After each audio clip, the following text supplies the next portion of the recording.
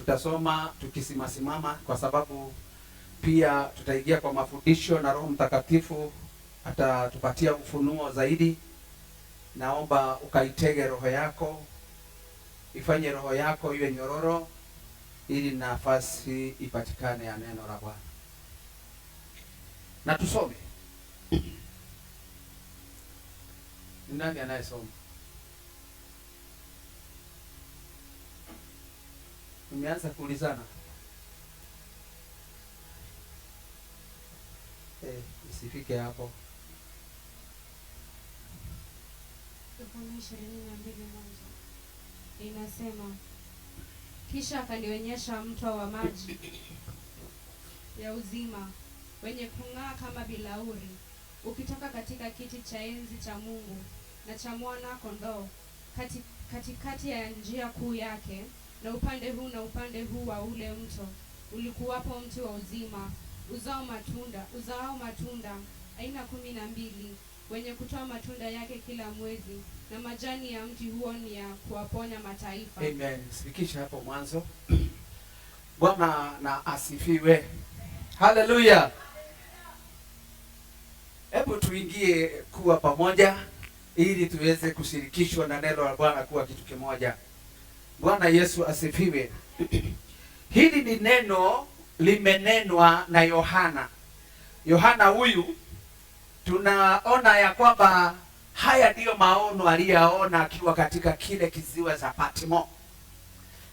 Alikuwa kuning'inia manusura kifo, lakini mbingu likafunguka na malaika akashuka kutoka huko mbinguni, akaanza kushughulikia yeye kirohoni.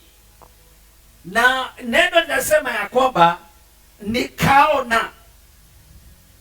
nikaona malaika,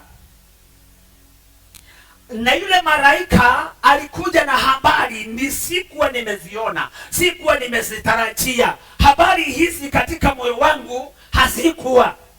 Malaika huyu akaja akaanza kunionyesha maono, akanionyesha mto sio kawaida. Maanake si kawaida.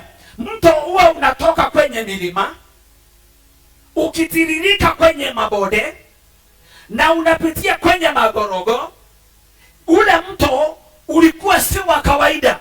Neno linasema ya kwamba huyu mto uliweza kutoka kwenye kiti. Ni mto wa aina yake, manake ulitoka kwenye kiti, na unatoka kiti unatiririka kutoka kwenye kiti cha Mungu na kwenye kiti cha mwana kondoo. Hapo ndio tofauti ya mto tunaoongelelea leo. Manake mito yote ambayo tunajua ya kwamba inatoka kwenye milima, mengine yanatoka kwenye bahari, lakini mto tunaoongelelea leo ni mto tofauti. Neno linasema ya kwamba nikauona ule mto, na ule mto unapotoka kwenye kiti cha enzi na ukatoka kwenye kiti cha mwana kondoo, na unatiririka ukiteremuka. Na mfano wa huu mto sio mto wa kawaida, manake ninapouangalia unang'aa kama bilauri. Ulikuwa ni mto mwenye maji masafi, mwenyewe ulikuwa ni msafi mno. Ulikuwa ni mto, ulikuwa kiasi ya kwamba unapouangalia unajiona ndani. Maji yake yalikuwa ni maji masafi, na haukutiririka kwenye mabonde, ulitiririka kwenye barabara. Na katika hizo barabara, neno linasema ya kwamba unapoteremuka kwenye hizo barabara, kando ya hizo barabara kukawa kuna mti wa uzima. Kando ya mto huo kukamea na miti inaozaa mambo ambayo ni tofauti na mambo ambayo tunayajua. Bwana Yesu asifiwe. Manake hii miti, neno linasema ya kwamba mti mwenyewe ama miti yenyewe haikuzaa matunda ya aina moja. Si kama vile mwembe ukazae maembe miaka nenda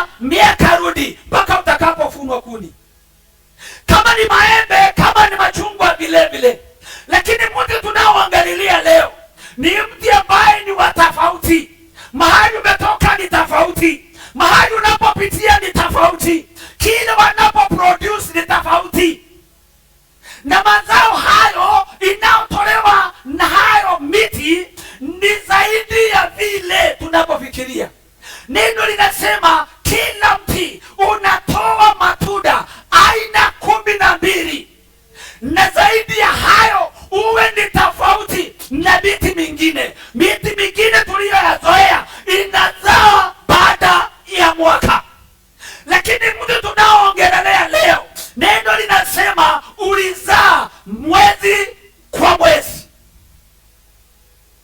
Ndio tofauti ya mti tunaoongelea. Bwana Yesu asifiwe.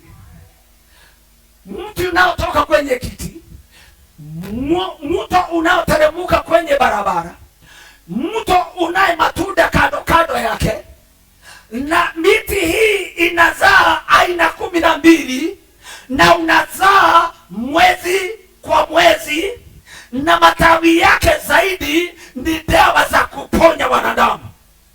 Ninataka unisikize vizuri mpendwa. Tunapoongelelea kuhusu mti huu ulioonwa, ulimstua na Yohana, neno linasema ya kwamba alipoona maono haya ikamstua, akaona ya kwamba apige magoti, amwalike mwenenaji na mletu wa habari hizi akamuinamie. Naye huyu mtu mwenye kuleta habari akamwambia, usijaribu kuniinamia, usiniabudu mimi. Maana gani? Hata mimi ni mtendakazi pamoja na wewe.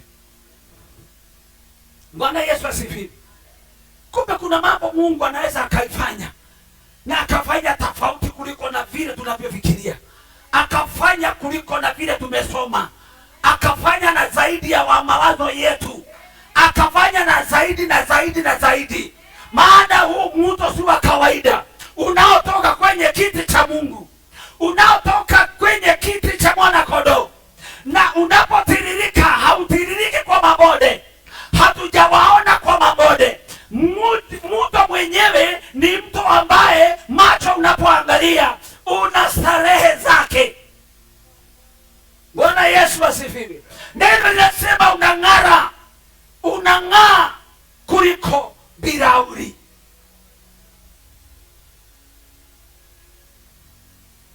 Mungu wetu ni wa maajabu.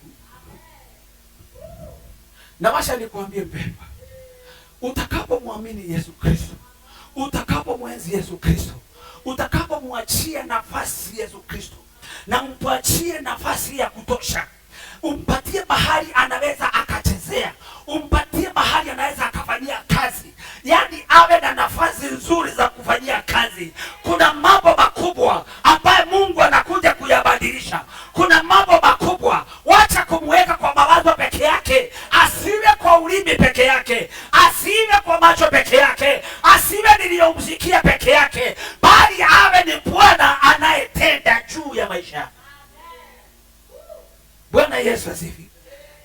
Yohana huyu alishangaa kile anapokiona kwenye huu mto.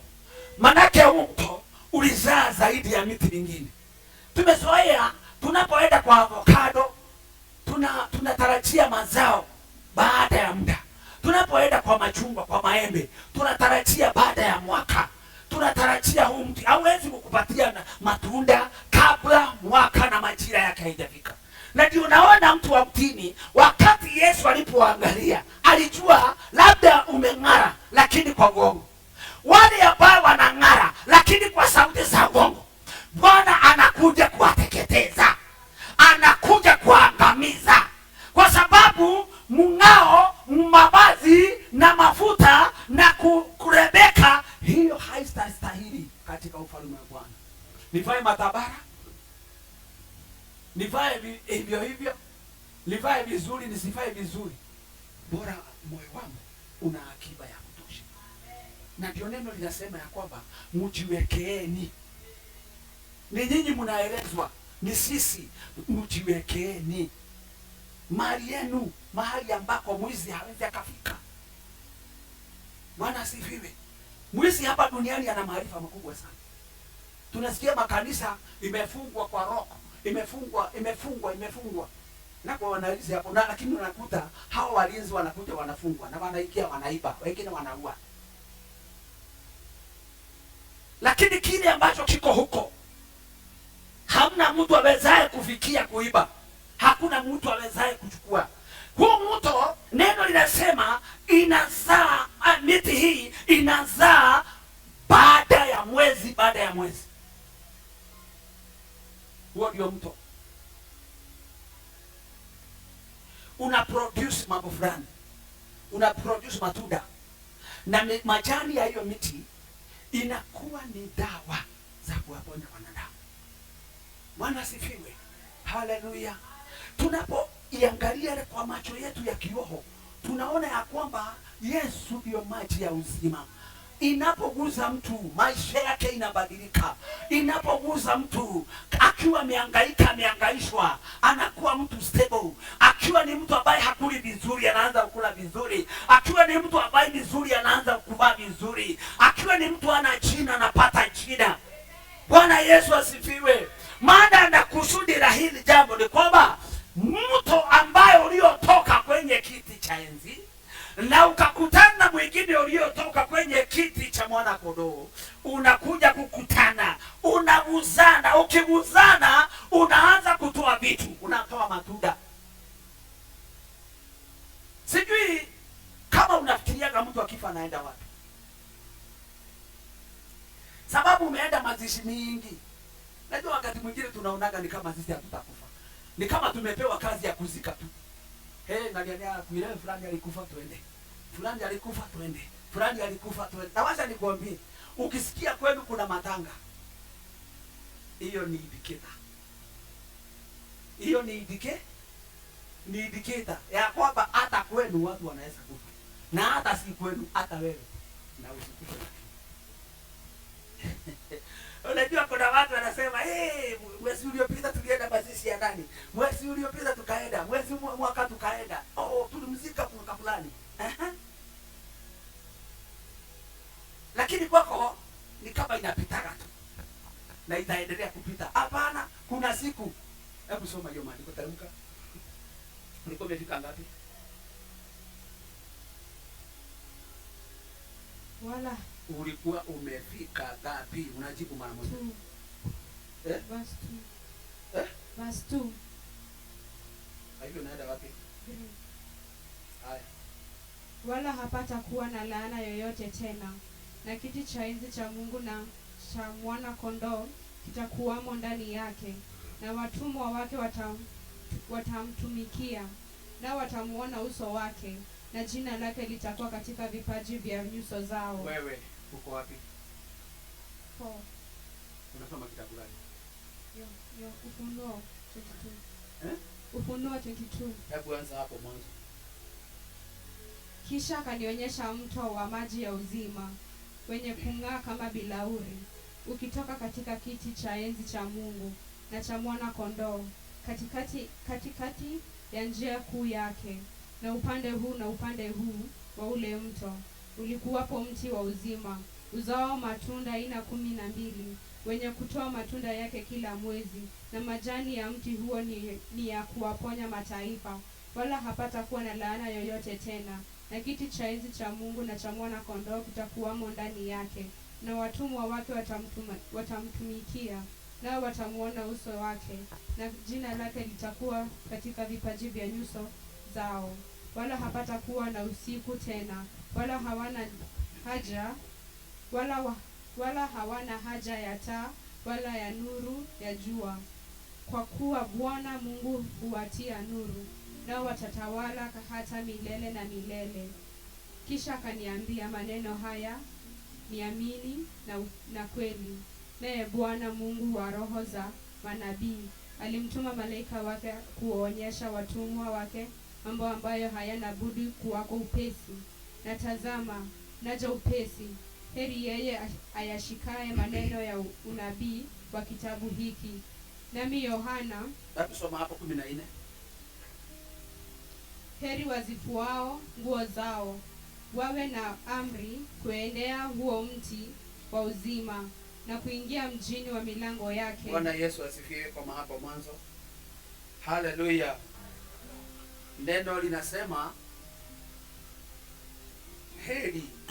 Wacha tusiende kwa sababu ya time, tusiende mfululizo wa masomo, lakini neno linasema hivi: heri waoshae nguo zao.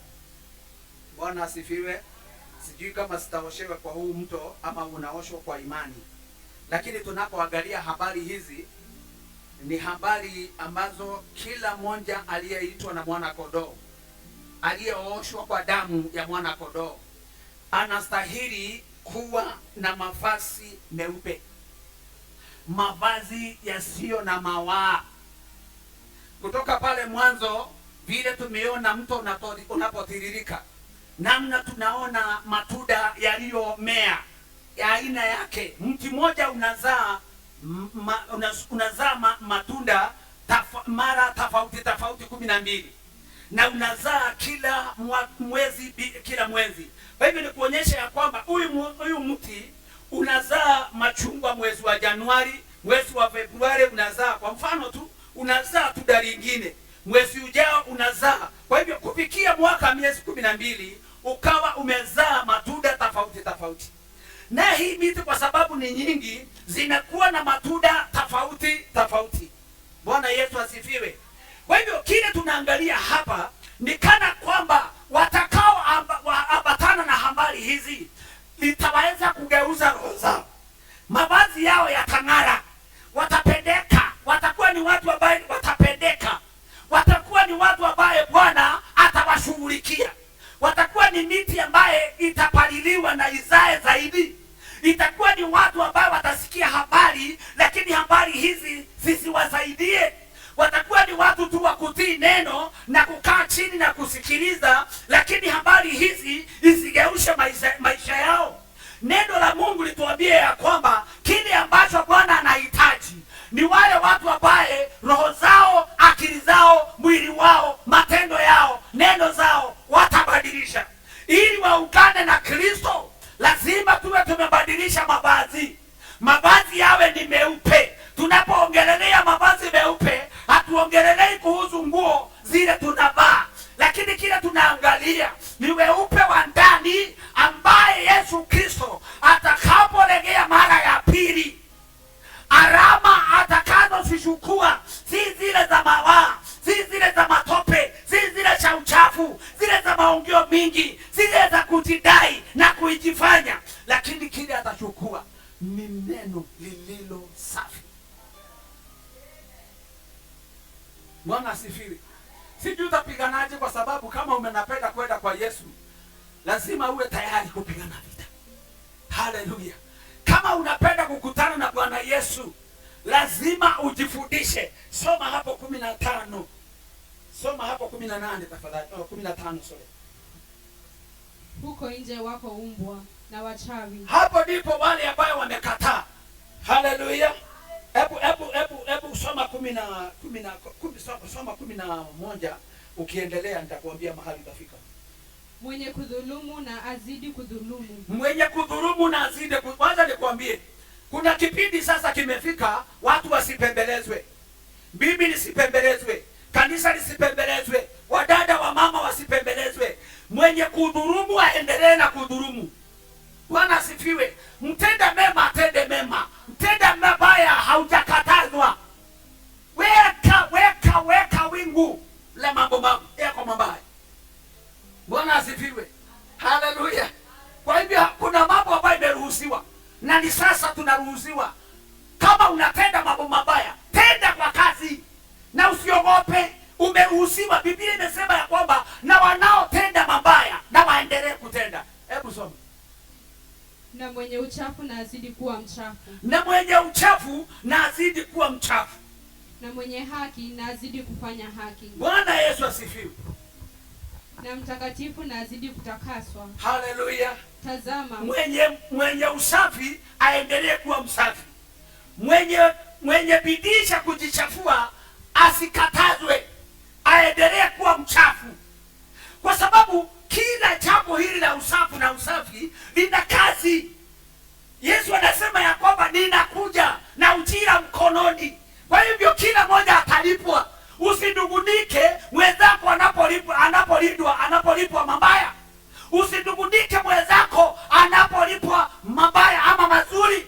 Usinungunike, kwa sababu tumepewa nafasi. Na hii ndio nafasi tuko naye. Wewe tenda mabaya, kula kile unakula, fanya kile unafanya, tukana wale unatukana, wadharau watu na hivyo nawe wewe msafi, endelea kuwa msafi. Tazama, naja upesi, na ujira wangu u pamoja nami, kumlipa kila mtu kama kazi yake ilivyo. Mimi ni Alfa na Omega. Mimi ni Alfa na Omega. Hakuna mwingine atakayelipa. Ni huyo huyo ambaye amemimina mto kutoka kwenye kiti chake. Haleluya.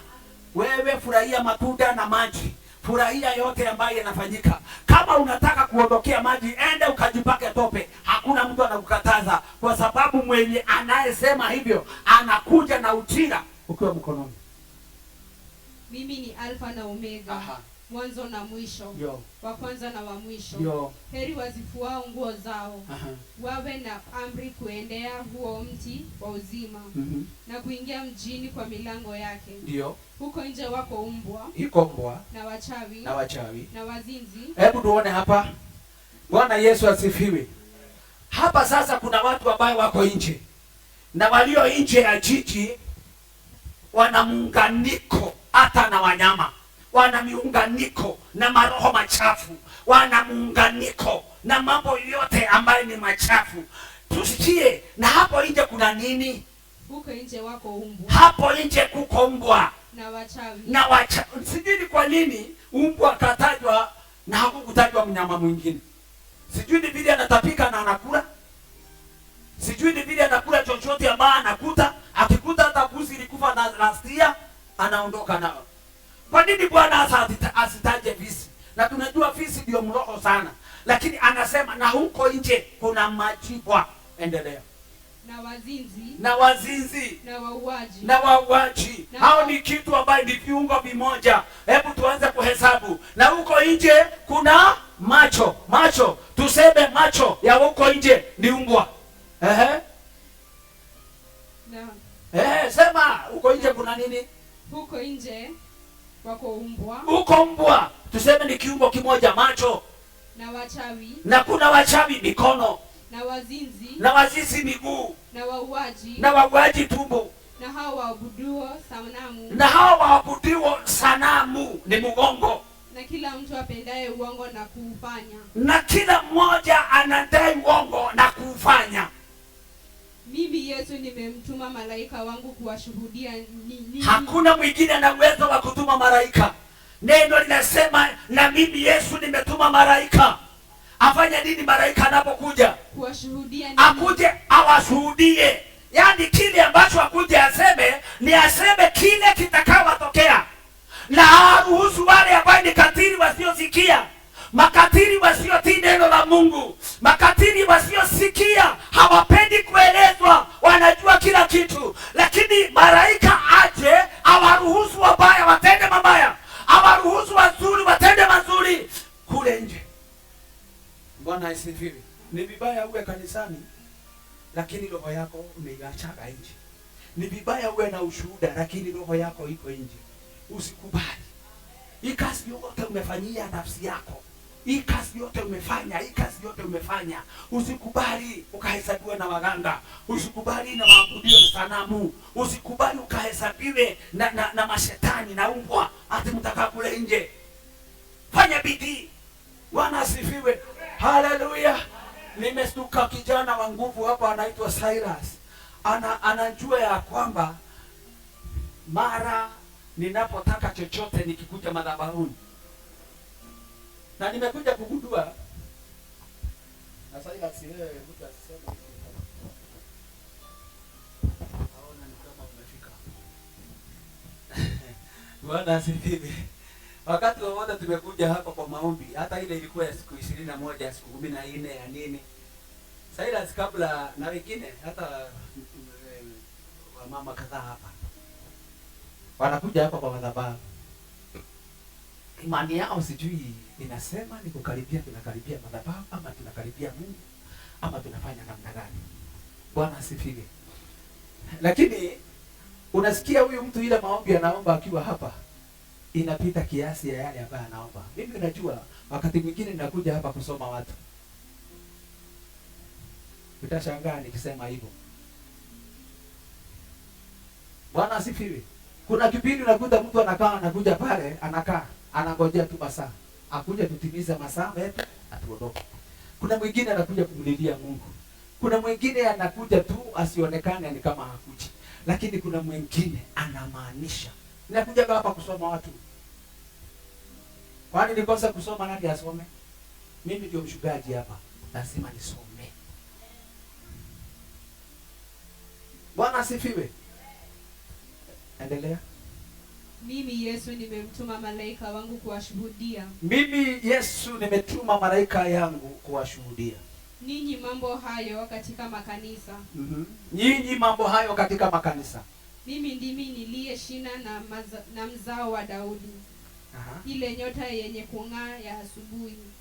Na roho na bibi harusi wasema njoo. Naye asikiaye na seme njoo. Naye mwenye kiu na aje. Na yeye atakaye na ayatwae maji ya uzima bure bila malipo. Namshuhudia kila mtu ayasikiaye maneno ya unabii wa kitabu hiki. Mtu yeyote akiyaongeza, Mungu atamuongezea hayo mapigo yaliyoandikwa katika kitabu hiki. Na mtu yeyote akiondoa lolote katika maneno ya unabii wa kitabu hiki, Mungu atamuondolea sehemu yake katika ule mji wa uzima. Na katika ule mji mtakatifu ambao habari zake zimeandikwa katika kitabu hiki, yeye mwenye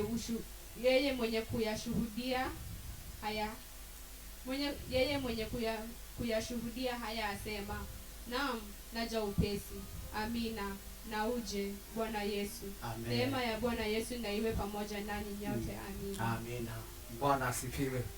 Haleluya. Mshafaulu sasa katika mapigo, mshafaulu katika kusikia, mshafaulu katika kutafakari mema na mabaya. Bwana Yesu asifiwe.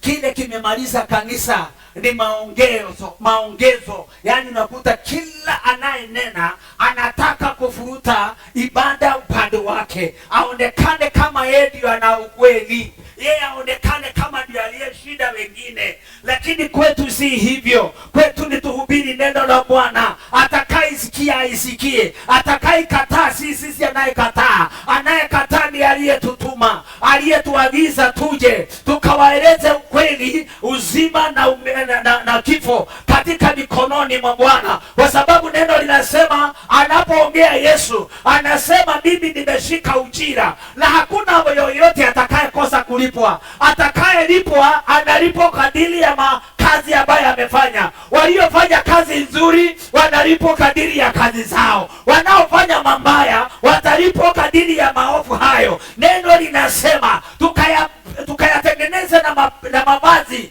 Ng'arisha mavazi yako. Sio hilo kama Waisraeli. Neno linasema ya kwamba wakati Bwana alipokuwa akiongea na Waisraeli, walidanganyika, hawakuelewa habari. Usiwe mtu wa kukosa kuelewa habari, kwa sababu utakapokosa kuelewa habari utakuwa ni mtu wa kushutwa na mambo. Utakuwa ni mtu ambaye atakayekatawa na mambo. Utakuwa ni mtu ambaye ako kando na imani. Atakuwa ni mtu ako kando na neno la Bwana. Neno inasema ya kwamba tukayavue mavazi yetu yawe mavazi yakamfutie Bwana. Tutende kadiri mambo mazuri itakayomfutia Bwana. Ukivaa mavazi meupe, ukivaa nguo nyeupe, hautaweza kujificha, kwa sababu kitu ya kutangulia ni wanaokuona. Neno linasema wanaotenda mabaya na waruhusiwa watende mambo yao. Usikataze mtu akunywe pombe alale kwa mtaro, amekubaliwa. Usikataze wazinzi, wamekubaliwa. Wacha wazinzi mpaka wafike kiwango ya kilele chao. Usiwakataze waizi kuimba, wacha waimbe mpaka watajirike, mara siku wataitapika. Neno la Bwana linasema anayetenda mazuri na endelee kutenda mazuri, anayetenda mabaya na aruhusiwe kutenda. Kwa sababu gani? Kila ujira wa kila mtu nimeushika mkononi. Bwana Yesu asifiwe. Haleluya. Hakuna kitu umekatazwa. Na usione kama nimeaibika kwa sababu nimekupata ukifanya. Sijaibika na sijashangaa. Kwa sababu kila unaweka kwenye chondo zako ndio utakapobeba upelekee mwenyewe. Kile ninaweka kwenye chondo zangu ndio nitakayebeba nipelekee mwenyewe. Bwana Yesu asifiwe. Haleluya. Ni kwa nini umeambiwa uombe na uombe na uombe na uombe bila kukoma? Haleluya. Sijui ni nani nimesikia hapa akisema kitu kidogo ikanistua. Si hapa. Na mtu tulikuwa naye jana. Nikampata amesimama mahali. Nikasimamisha gari, nikambeba. Tulipokuwa tukiondoka, akaniambia mimi nimetoka mahali fulani. Na yeye alitoka mbali sana. Alitoka pale Del Monte, akatembea, akakuja akaingia na njia ya madharau. Akatembea na hiyo njia ya madharau, akafika road, akapita, akaenda mpaka pale kwa junction. Pale inaitwa Jua Kali. Kwa hiyo barabara imeshikania hapo. Hapo ndio nilimpata amesimama. Hata wakati ninasimamisha gari akashangaa, sababu labda hakutarajia mtu wako na gari kuja kusimama. Mimi nilimjua, nikasimama. Akakuja kwanza akatabia, "Pastor ni wewe." Akaniambia, "Mimi nimeamua nitembee miguu. Niongee na Mungu. Hii ndio ni nafasi ninachukua ya kutembea nikinena yale ambaye ninataka Bwana anifanyie." Na nimekuja kugundua siri moja. Mungu hakuagi kanisani. Mungu hatembeagi hakuagi nyumbani kwetu. Nimekuja kugundua Bwana huwa pamoja nasi kila mahali. Na nilisema ya kwamba nitatembea all the way from Del Monte na nifike mahali pale.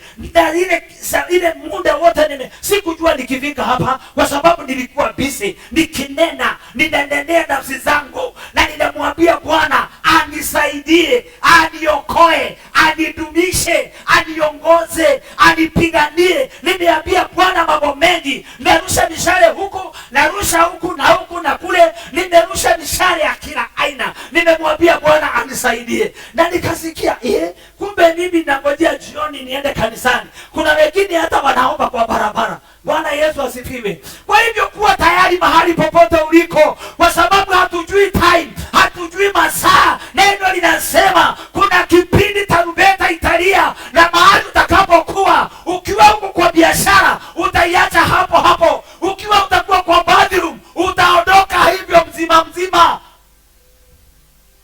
Bwana Yesu asifiwe. Ama unafikiri kutakuwa na muda wa kuvaa nguo? Hakutakuwa na muda wa kuvaa. Unaondoka vile ulivyo.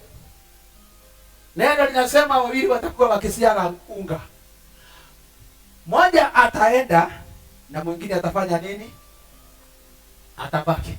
Atakaye baki si kwa sababu hataki kwenda, ni kwa sababu hajui kile kinaendelea. Bwana asifiwe. Ukiwa hujui kile kinaendelea, utaenda wapi? Yaani hata mtu akwambie sasa ni mahali ya kukimbia, utakimbia wapi? Juzi nimetoka Murang'a. Bwana asifiwe. Tulikuwa na Mama Hilda. Tulipofika pale Mkeo, hapo kwa ile mochari iko hapo. Mtusuma sijui nini. Tulipofika hapo kupanda tu kumaliza kamlima, nikaona gari zimesimama pale mbele na gari haisoki. Lakini wakati nilikuwa nikiteremka pale Kabati, kuna mtu alinionyesha dalili za kugeuza gari. Na mimi sikumuelewa kwa sababu barabara naona iko clean na sijui anaongea nini. Nikaona ananiambia hivi. Mimi sikushughulika naye. Lakini wakati nimemaliza hiyo kamlima hivi, nikapata gari zimepanga na pale mbele. Nikaanza kuona gari zimeanza kugeuka. Zinapita kwa mtaro inarudi tena inaelekea pande ya Keno. Nikauliza mtu hapo akaniambia sijui. Haya. Nikauliza kama wale wanageuka, kwani mimi ni nani? Na mimi nikageuka. Sasa tulikuja tukiulizana na Mama Hilda. Tumegeuka. Tumekimbia nini? Nikamwambia mtu akisema sisi ni wenda wazimu, tutakataa. Sababu tumegeuka. Na imagine tukaenda Kabati, tukachukua ile barabara ya Kitabo. Ile barabara ya Kitabo tukapitia huko barabara ya Kitabo, tukakuja kutokea pale inaitwa Deriview. Na hatukujua ni nini kinaendelea. Najaribu kuangalia hapo mtu macho nione kama anaweza kuwa kidogo anajua. Naangalia hakuna mtu ana habari. Nikauliza tumekimbia nini? Unaweza kuwa watu wanakimbia na wewe unakimbia, hujui wanakimbia nini. Hujui ni nini imewapeleka mbio. unakimbia pasipopunguzwa na kitu. Na neno la Mungu linasema wasiomjua Mungu watakimbia hata kabla hawajakimbishwa. Nilishangaa, nikana kwamba mimi sijui Mungu, nikakimbia, wengine wakikimbia. Imagine, nilikaa siku 3, sijui siku 2, ndio nikajua ni nini nilikuwa hapo. Ni waizi wa mananasi na polisi ndio walikuwa wanapigana. Na mimi ni siku ya 2 ndio nimekuja kugundua watu wanakaa kwa hoteli wanasema, bana mkao juzi nilikuwa pabaya sana. Polisi na waizi wa mananasi hapo wamepigana. Nikajua kumbe mimi ni mjinga. Nimekimbia waizi wa mananasi wakikimbia. Mimi sikujua. Bwana asifiwe. Usikimbia kabla hujakimbishwa. Bwana asifiwe. Ninataka tuweze kusimama tukaweze kuomba, na leo mimi naomba Mungu atusaidie. Bwana asifiwe. Haleluya. Na nikiomba jambo moja. Wapi mama Jerry? Ajeri yako wapi? Ameenda? Ajeri. Ule mnakaaga naye hapo. Ako? Nataka hivi pita. Tukimaliza, wageni wote wale wametutembelea leo. Umesikia Wajeri? Wageni wote wale ambao wametutembelea, mnipeleke viti pale, nitaonana na wao, nitakaa na wao kidogo. Tutazungumza na wao. Wageni wote. So tukimaliza, wageni wote tuonane pale. Bwana asifiwe. Haleluya. Nikiomba kama unahitaji na maombi uje hapa mbele tukaweze kuomba kwa pamoja. Kama unahitaji la maombi, simameni wote. Simameni wote.